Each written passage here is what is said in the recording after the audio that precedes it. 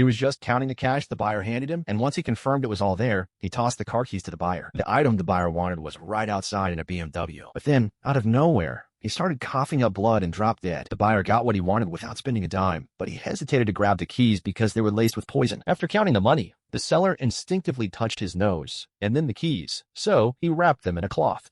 Then he doused the seller in gasoline and set him on fire to cover his tracks. He found the BMW with the box inside, containing the most terrifying chemical weapon ever. Now, his mission was to get this weapon out of the country and sell it to some Russians. The biggest challenge? Getting through airport security, because anything that goes through the scanner gets exposed. So, they had to deal with a security officer. The terrorists hacked into the airport's surveillance system to find the officer controlling the scanner, then dug up all his personal info. Once they had that, one of them posed as a tourist and claimed he found something that didn't belong to him in his bag, an earbud, small enough that the officer thought it was just left behind by another passenger.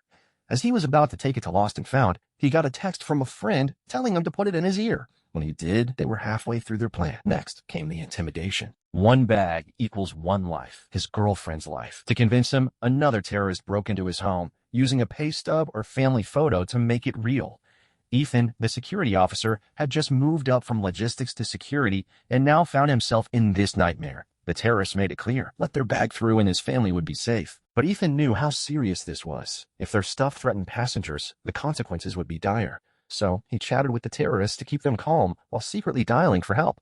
Little did he know, they were watching him closely and caught on to his plan. Meanwhile, they found a pay stub for his girlfriend at his place and quickly got her personal info. They even discovered a pregnancy test his girlfriend was expecting. Just as Ethan got through to the police, the terrorists revealed his girlfriend's name and said one of their guys was aiming a sniper at her head. If he didn't hang up, they'd both be dead. That did the trick. He hung up and locked his phone in a drawer. Realizing his plan was blown, Ethan had to think fast. His coworkers were busy with their tasks, completely unaware that Ethan was being controlled by criminals.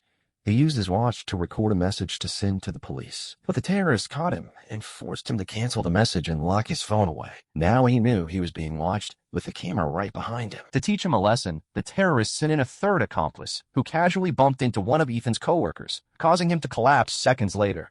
Ethan saw the guy's face. This was a message for him. Shaken, he sat in his chair, overwhelmed with fear. Just then, the mysterious man showed up at his desk, telling him to cooperate or innocent people would die. After that, Ethan returned to work, lost on what to do next, only to find his position had been taken over by Rama.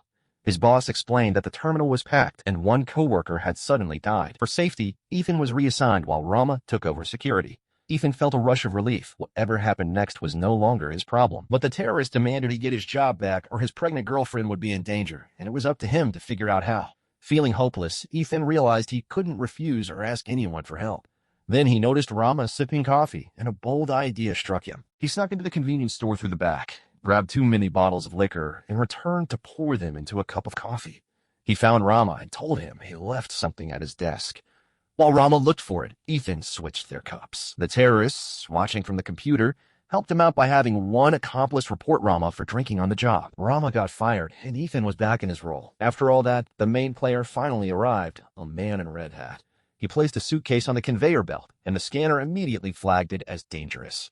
Every detail was clear to Ethan, and it was up to him to decide whether to let it through. Sweat dripped down his forehead. He had never seen what was inside, and the machine couldn't identify it. Just as the man was about to take the suitcase, Ethan rushed after him. The man turned, but the terrorists warned him through the earbud, and Ethan had to back off, letting the man go. But he caught a glimpse of the boarding pass and memorized the name. Later, in the bathroom, the weight of possibly endangering hundreds of lives hit him, and he gagged. When he returned to his post, he was stunned to see FBI agents storming the terminal, shutting down security and taking passengers away for questioning. Among them was the terrorist with the dangerous item. Though Ethan didn't know what was happening, it was a huge break for him. He ripped off the earbud and bolted for the exit, finding his girlfriend, who also worked at the airport, insisting they leave this dangerous place. But she thought he was slacking off and refused to go. Just then, a red dot appeared on her forehead. The terrorists had her in their sights with a sniper rifle.